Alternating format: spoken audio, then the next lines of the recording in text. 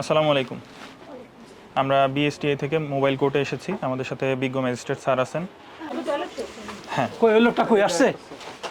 তাকে ডাক দেন। এখানে আছে আরো ফেস ক্রিমগুলো আছে, যে ইয়া আছে, শ্যাম্পু আছে। এগুলো কি এখানে তৈরি হয়েছে এই কারখানায়?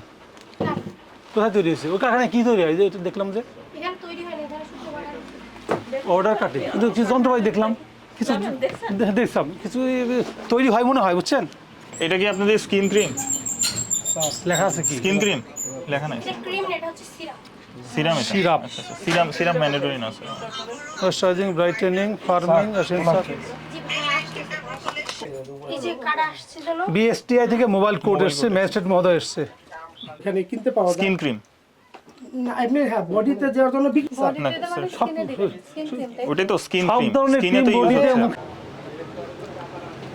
আজকে আমরা এক্সিকিউটিভ ম্যাজিস্ট্রেট মহোদয়ের নেতৃত্বে এখানে অভিযান চালিয়েছিলাম।